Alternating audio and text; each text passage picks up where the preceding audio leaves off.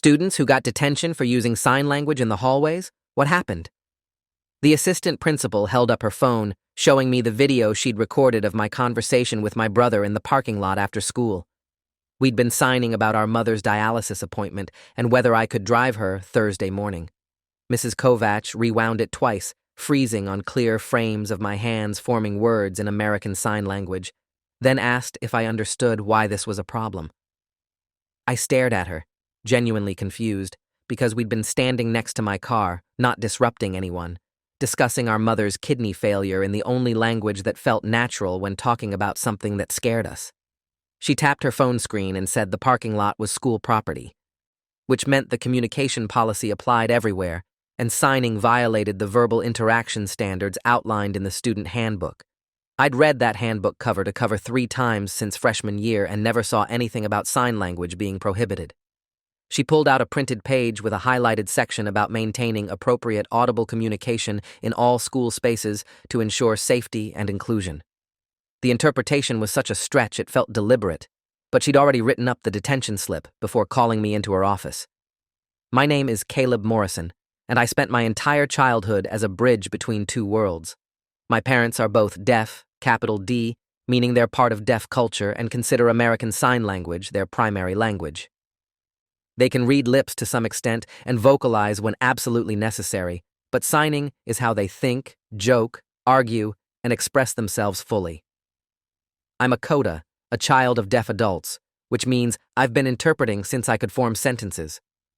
My younger brother Micah is also hearing, and we grew up switching between spoken English and ASL without thinking about it, the way other bilingual kids switch between languages. Our house was loud in ways hearing people don't expect. We stomped on floors to get attention, flicked lights instead of calling names, and had conversations across rooms using our hands. The visual nature of our communication made silence feel full rather than empty. When I started at Westfield High School as a freshman, nobody questioned my signing.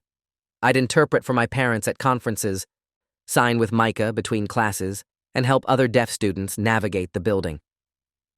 The school had a small deaf program with about 15 students across all grades, and we had one ASL interpreter, Ms. Russo, who was supposed to cover all their classes.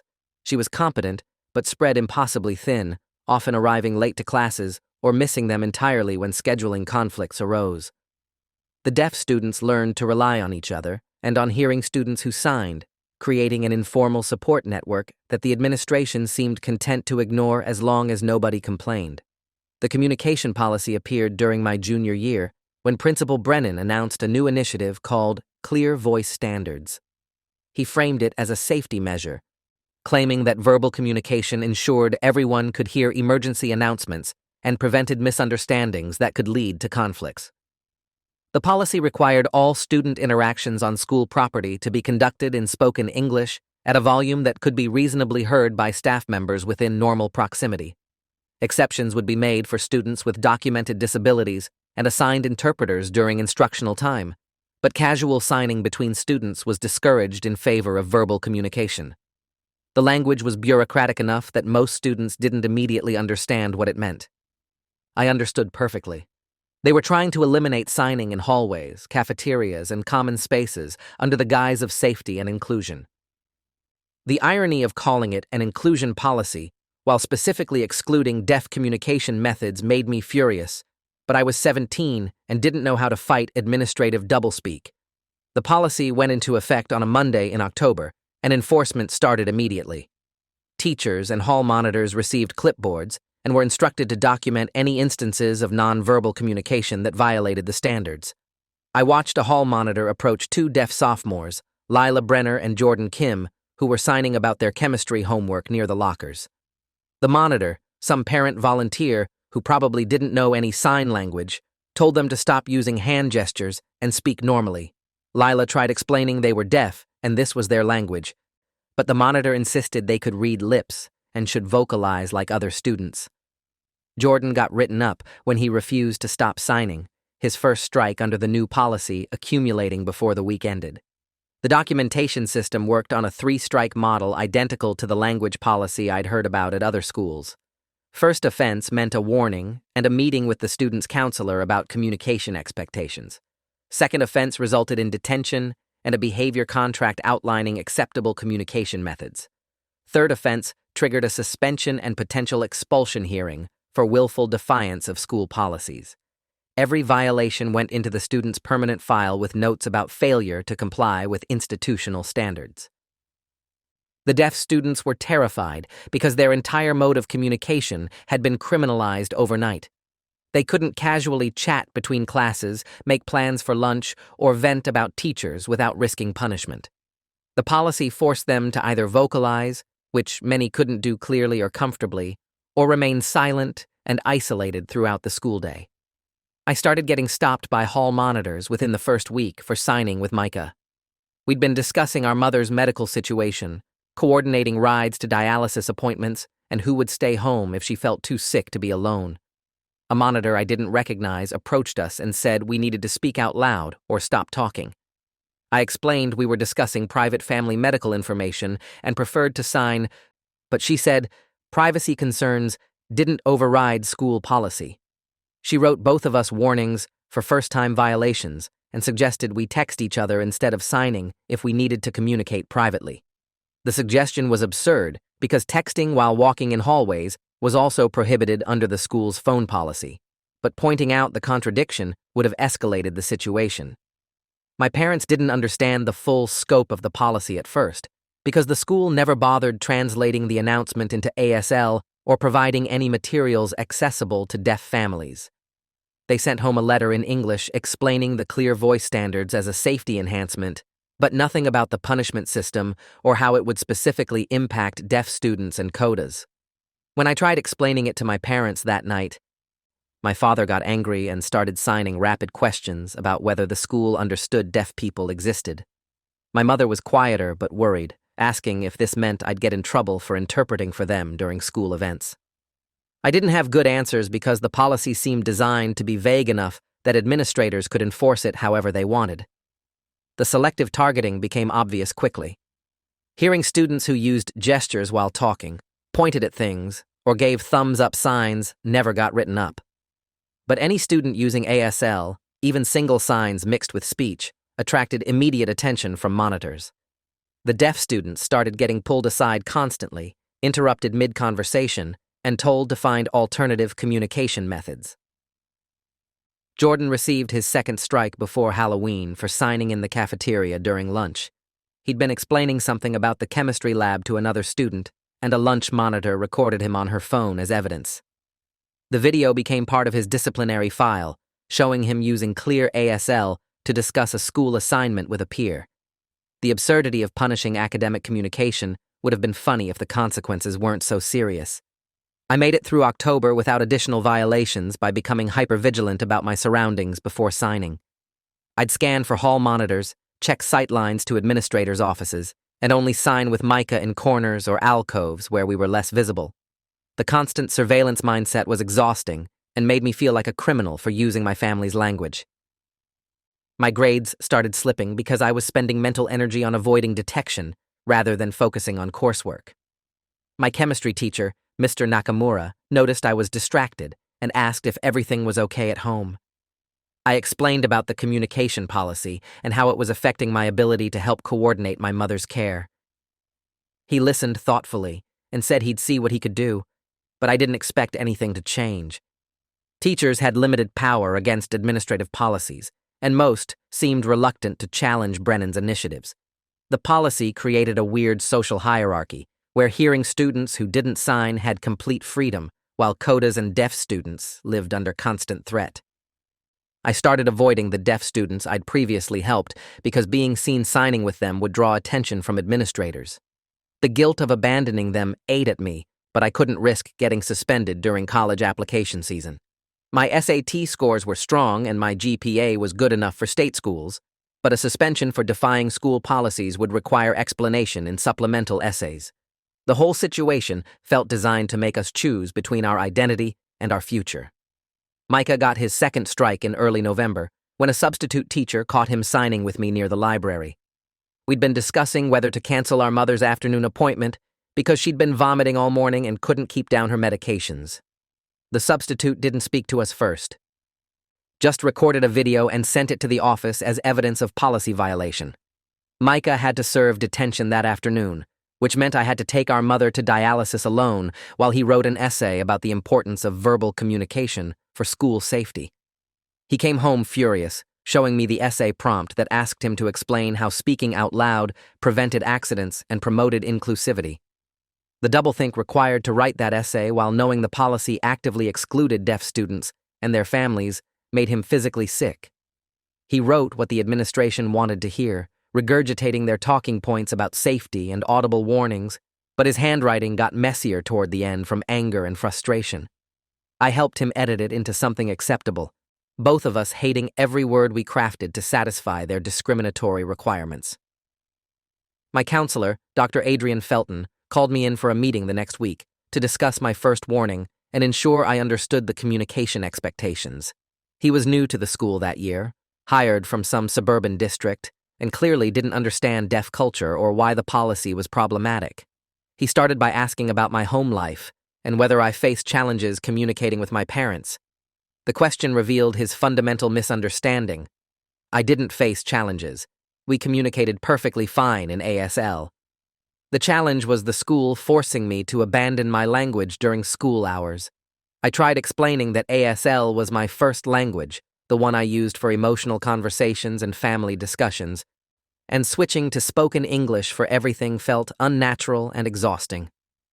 He nodded sympathetically, but said the school had to maintain consistent standards for all students, and exceptions would undermine the policy's effectiveness. He pulled out a behavioral contract similar to what I'd heard other students describing and explained it was a preventive measure for students at risk of repeated violations. The contract required me to commit to using only spoken English on school property, submit to random compliance checks where administrators could observe my communication methods, and meet with him bi-weekly to discuss my adjustment to the clear voice standards. If I violated any part of the contract, I'd face immediate suspension without the standard 3-strike process. My hands shook reading through the requirements because this was essentially probation for speaking my native language. I asked if this was really necessary, given that I'd only had one warning, and he said the administration wanted to provide extra support to students who might struggle with the transition to verbal-only communication. The euphemism was transparent. They wanted to monitor me closely and make an example to discourage other students from challenging the policy. I took the contract home for my parents to review, and watching my father's face as I interpreted the terms broke something inside me. He kept asking if this was real, if American schools could actually prohibit sign language, and I had no answer except, yes, they were doing exactly that. My mother cried, signing that she was sorry I was being punished for being her son. The guilt she felt about my situation made everything worse because none of this was her fault. She hadn't chosen to be deaf, and I'd never resented learning ASL. The administration had created a system that made her disability into a liability for her children. My father called a disability rights lawyer he knew through the deaf community, attorney Nina Kowalski, who specialized in discrimination cases. We met with her on a Saturday at her office, and I interpreted while my parents explained the situation. Kowalski asked detailed questions about the policy's implementation, enforcement patterns, and whether the school had consulted with deaf advocacy organizations before instituting the changes. My father signed no to every question, his movements getting sharper with frustration. Kowalski took notes and said we had a strong case for disability discrimination under the Americans with Disabilities Act and possibly Section 504 of the Rehabilitation Act. The policy created a hostile environment for deaf students and their families, and the enforcement targeted people based on their association with disability. She warned that fighting the school district would be expensive and time-consuming, possibly extending beyond my graduation, but she thought we could win or force a settlement. My parents asked about costs, and Kowalski said she'd work on contingency, meaning she only got paid if we won. The financial risk shifted to her, which made the decision easier. We agreed to move forward with a formal complaint to the Office for Civil Rights and potential litigation if the district didn't respond appropriately. Kowalski requested documentation of every incident related to the policy, including write-ups, videos, contracts, and communications from administrators. I'd been keeping notes in my phone about dates and times and what was said, but I started being more systematic, recording everything in a shared document with Micah. The behavioral contract required bi-weekly meetings with Dr. Felton, and he used them to ask increasingly invasive questions about my family's communication patterns. He wanted to know what language we spoke at home, whether I encouraged my parents to practice their speech, and if I'd considered teaching them more English to help them integrate better into the hearing community. The questions revealed ignorance so profound it bordered on offensive. My parents were integrated into their community, the deaf community, where they had friends, jobs, and full, rich lives. They didn't need to integrate into hearing culture. Hearing culture needed to accommodate them.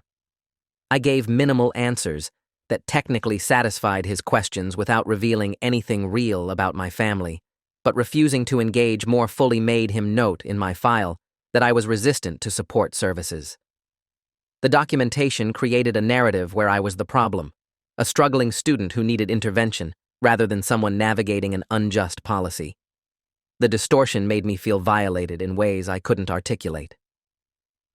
November brought more aggressive enforcement, as administrators realized some students were still signing in less monitored spaces.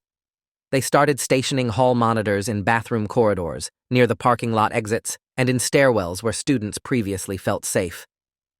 Jordan Kim received his third strike when someone reported seeing him sign in the bathroom with another deaf student. The reporting system had turned students into informants, encouraging them to document violations and submit evidence to the office. Jordan's suspension hearing was scheduled for the week before Thanksgiving, and Kowalski agreed to represent him pro bono as part of building our larger case against the district. The hearing took place in the main conference room with Principal Brennan, Assistant Principal Kovac, Jordan's parents through a video interpreter, and Attorney Kowalski present. I attended as a witness since I'd seen some of the incidents leading to Jordan's strikes. The school presented their evidence: 3 videos of Jordan signing in violation of the clear voice standards, statements from staff members who'd witnessed the violations, and Jordan's behavioral contract showing he'd agreed to comply with the policy. Kowalski countered by arguing the policy itself was discriminatory and violated Jordan's civil rights as a deaf student. She presented expert testimony from Dr. Lydia Brennan, a deaf education specialist with credentials from Gallaudet University, who explained that ASL was Jordan's primary language, and requiring him to vocalize was equivalent to requiring a wheelchair user to walk. The comparison made Brennan visibly uncomfortable, but he maintained that the policy applied equally to all students and made exceptions for instructional time with interpreters. Kowalski pointed out that socializing and casual communication were essential parts of the educational experience, and limiting deaf students' access to those interactions created unequal educational opportunities. The hearing lasted 3 hours and ended with the board deciding to uphold Jordan's suspension, but reducing it from 5 days to 3 days as a gesture of goodwill. The compromise satisfied nobody and made clear the administration would defend their policy regardless of the harm it caused. Jordan's suspension became a turning point because his parents contacted the local news about disability discrimination at Westfield High. A reporter named Michael DeSantis from Channel 8 reached out to interview families affected by the policy. My parents agreed to participate, and I interpreted while they explained how the clear voice standards had impacted our family. My mother talked about missing school events because she couldn't communicate with me in the hallways afterward, and my father described the fear he felt dropping his kids off at a school that treated their language as a violation. DeSantis interviewed Dr. Brennan, the deaf education specialist, who provided context about ASL's status as a complete natural language and why prohibiting it was discriminatory. The segment aired during the evening news in early December, and the response was immediate. Parents called the district demanding explanations.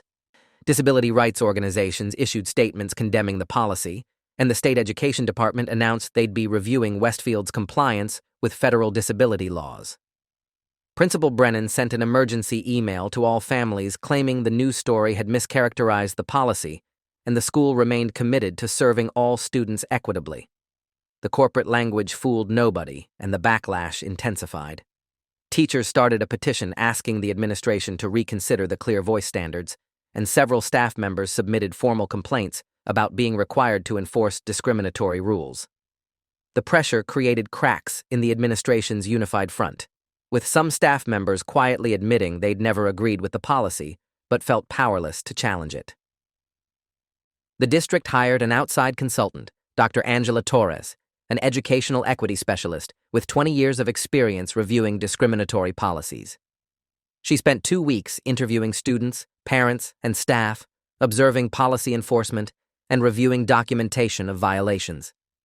Her preliminary report, which Kowalski obtained through a public records request, found that the clear voice standards had a disparate impact on deaf students in Codas, created a hostile educational environment for families with disabilities, and violated multiple federal protections.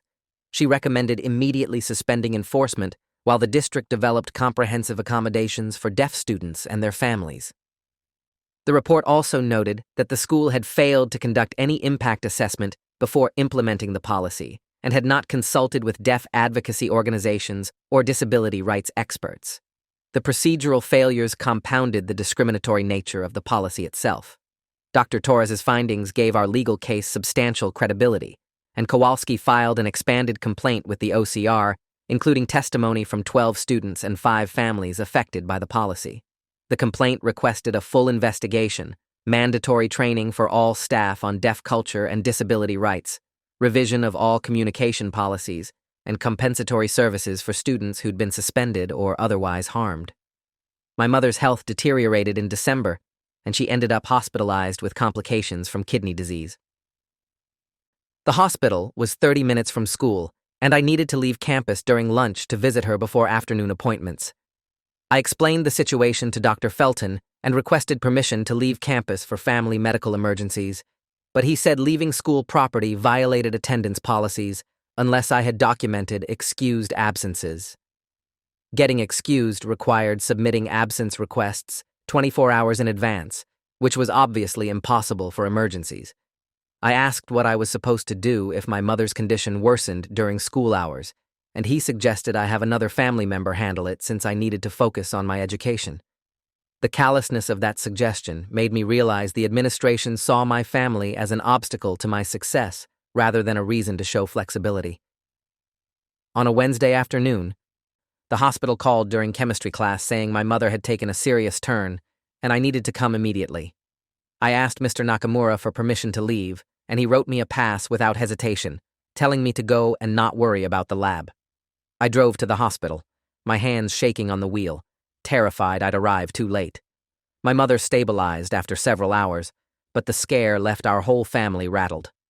I returned to school the next day and got called into Mrs. Kovach's office for leaving campus without proper authorization. Mr. Nakamura had written me a pass, but the attendance office claimed it wasn't sufficient documentation for an excused absence. They wanted hospital records proving my mother's emergency, a signed statement from her doctor about the severity of her condition, and a written explanation from me about why I couldn't wait until after school to visit. The bureaucratic cruelty of demanding proof that my mother's medical crisis was serious enough to justify my absence felt designed to punish me for challenging their authority. I submitted everything they requested, including a letter from my mother's nephrologist explaining her condition and the necessity of immediate family presence during medical emergencies. The attendance office marked my absence as excused, but noted in my file that future emergencies would require advanced planning and proper documentation. How someone plans for an emergency in advance remained unexplained. Kowalski filed an emergency motion in federal court, seeking an injunction against enforcement of the clear voice standards, while the OCR investigation proceeded. The motion argued that continued enforcement caused irreparable harm to students' civil rights and educational access. The hearing was scheduled for early January in front of Judge Carmichael Monroe, who had a reputation for taking disability discrimination seriously. The school district hired outside counsel, attorney David Fletcher, from a firm specializing in defending institutions against discrimination claims. Fletcher argued that the policy promoted safety and equal treatment for all students, and suspending it would undermine the school's ability to maintain orderly educational environments. Kowalski presented testimony from affected students, expert witnesses on deaf education and civil rights, and documentation showing the policy's discriminatory impact. The hearing lasted a full day, and Judge Monroe took the matter under advisement, promising a ruling within 2 weeks. The waiting period felt endless because the policy remained in effect, and enforcement actually intensified as administrators tried to prove the system was necessary for school operations. Jordan's family pulled him from Westfield and enrolled him in a school with a robust deaf program an hour away. Lila was considering the same move, tired of being surveilled and punished for existing as a deaf student.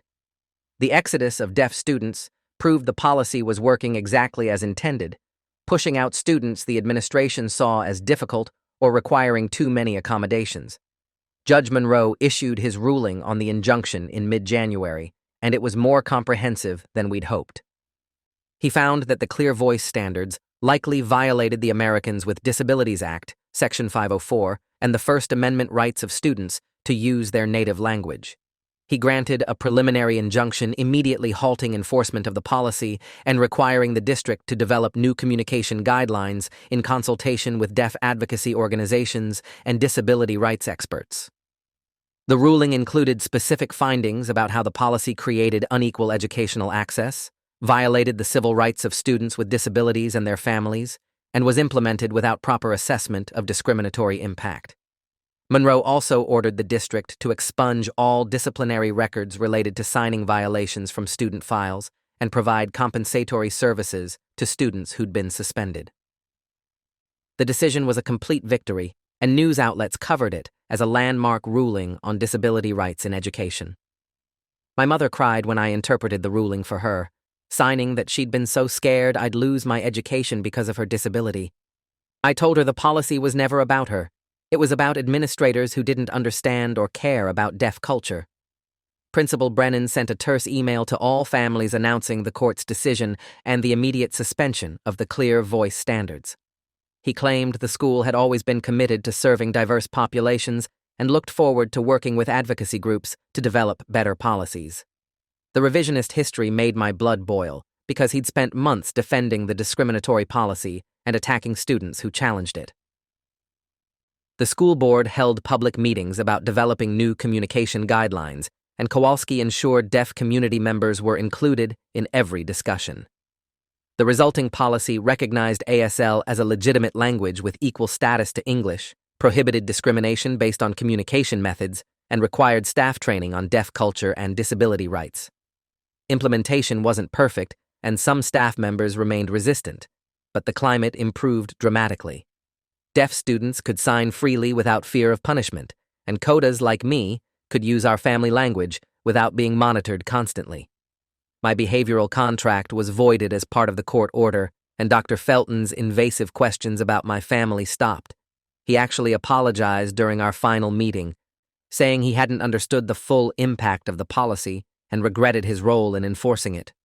The apology felt sincere but inadequate because the damage had been done. Months of surveillance, stress, and fear had taken a toll that wouldn't disappear just because the policy ended. The OCR investigation concluded in March with findings similar to Judge Monroe's ruling. The report found Westfield had created a hostile environment for deaf students and their families, failed to provide appropriate accommodations, and violated federal disability protections. The district entered into a resolution agreement requiring comprehensive staff training, policy revisions, appointment of a deaf liaison position, and regular compliance monitoring. They also agreed to provide compensatory services to affected students and pay attorney fees to Kowalski for her representation. The financial cost was substantial enough that the board became more cautious about implementing sweeping policies without proper legal review. Other districts in the state used our case as a cautionary tale, and several revised their own communication policies to ensure compliance with disability rights laws. The systemic impact extended beyond Westfield, creating precedent that protected deaf students across multiple school systems. The stress of fighting the policy while managing my mother's illness and keeping my grades up took a physical toll that became apparent in the spring. I lost weight, developed chronic headaches, and started having panic attacks before entering school buildings. My mother noticed the changes and insisted I see a therapist, Dr. Ruth Nakamura, who specialized in trauma and family stress. Therapy helped me process the anger and fear I'd been suppressing for months. Dr. Nakamura explained that living under constant surveillance creates hypervigilance that doesn't simply disappear when the threat is removed. I'd been in fight-or-flight mode for so long that my nervous system didn't know how to relax, and learning to feel safe again required conscious effort and time. Micah had his own struggles with the aftermath, developing anxiety about speaking up or drawing attention from authority figures. The policy had taught him that being visible as a deaf family member made him a target, and that lesson stuck even after the policy ended. He became quiet and withdrawn at school, avoiding interactions that might require explanation or justification. Watching my younger brother lose his confidence and spontaneity because of institutional discrimination made me angrier than anything they'd done to me directly. The harm extended beyond the immediate punishments, shaping how both of us saw ourselves and our place in mainstream institutions. My mother's kidney function continued declining, and she was placed on the transplant waiting list in April. The stress of her medical situation combined with the legal battle had been overwhelming, but at least the school situation was resolved before she needed a transplant. I coordinated her care, attended medical appointments, and helped manage the paperwork required for the transplant program. Being able to communicate freely with my family without fear of punishment made everything more manageable, though the months of forced separation had damaged our relationships in ways we were still working to repair. My father started attending school board meetings to advocate for continued deaf inclusion efforts. He met other deaf parents who'd faced similar discrimination in different contexts, and they formed a support network that pushed for systemic changes beyond just the communication policy. The organizing created community accountability that helped prevent future discrimination. Graduation approached in June, and I'd been accepted to several colleges with strong disability services programs. I chose one that had an active deaf student community and offered ASL courses, wanting to deepen my skills and stay connected to my language. The scholarship packages weren't enough to cover full costs, but my role in the civil rights case had attracted attention from disability rights organizations that offered additional funding for students who'd fought discrimination. The financial support made attendance possible without drowning in debt. The graduation ceremony included an ASL interpreter for the first time in Westfield's history, and the program listed several speeches in both English and ASL. My parents sat in the audience crying as I walked across the stage, and when I received my diploma, I signed "I love you" to them before shaking Principal Brennan's hand. He looked uncomfortable, which gave me petty satisfaction. The policy he'd defended so vigorously had been dismantled through student activism and legal action, and his legacy at Westfield would always include that discriminatory failure. After graduation, I was invited to speak at several deaf community events about the experience and what we'd learned about fighting institutional discrimination. Standing in front of rooms full of deaf adults and Codas, sharing our story in ASL, felt like reclaiming something the policy had tried to take from us. The response was overwhelming, with many people sharing their own experiences of language discrimination and expressing gratitude that we'd fought back. One older woman approached me after a presentation and signed that her children had been punished for signing at school in the 1980s, and she'd thought nothing had changed. Seeing young people successfully challenge the same discrimination gave her hope that progress was possible. Kowalski used our case in presentations about disability rights litigation, and several law schools invited her to speak about strategic advocacy for deaf communities. She always credited my family's courage in coming forward and the organizing work that built community support around the legal challenge. The case became a teaching tool for future civil rights lawyers, showing how individual experiences of discrimination could be documented and transformed into systemic change through strategic legal action. The broader impact extended to other areas of disability rights, as courts began citing Judge Monroe's ruling in cases involving other forms of communication discrimination. The legal precedent we'd established protected not just deaf students, but other disabled students whose communication needs were being ignored or punished by schools. Looking back on those months of fighting the clear voice standards, what strikes me most is how easily institutions rationalize discrimination when they can frame it as policy or safety. The administrators genuinely believed they were creating inclusive environments by forcing everyone to communicate the same way, not understanding that true inclusion requires accommodating differences rather than eliminating them. They taught us that systems resist change until forced, and that marginalized communities have to document, organize, and fight for basic dignity that should never have been denied. The experience shaped my career path in ways I couldn't have predicted. I'm studying disability rights law now, preparing to represent families facing the same discrimination we endured. Micah is majoring in deaf education, wanting to create better educational environments for future deaf students. We both carry scars from those months of surveillance and punishment, but we've transformed that pain into purpose. My mother received a kidney transplant during my sophomore year of college, and her health improved dramatically. She jokes that she survived the policy and kidney failure, so nothing can stop her now. My father still attends school board meetings, keeping pressure on the administration to honor their commitments to deaf inclusion. The vigilance is necessary because institutional memory is short and new. Administrators often try to roll back accommodations when they think nobody's watching. The deaf liaison position the district created remains active, and current students report much better experiences than what we endured. The culture shifted enough that signing in hallways is now completely normal, and hearing students sometimes take ASL classes out of genuine interest rather than obligation. The change proves that institutions can improve when forced to confront their discrimination, even if they resist initially. Jordan returned to Westfield for his senior year after the policy was overturned and graduated with honors. Lila became a deaf rights activist, speaking at national conferences about education discrimination and youth organizing. The students who were punished under the clear voice standards found different ways to process the trauma and channel it into advocacy. We stayed in contact through a group chat where we share resources about disability rights and support each other through ongoing battles with various institutions. The community we built through shared struggle became lasting connection. When people ask if I'm angry about what happened, I tell them I'm clear-eyed about institutional power and how it operates.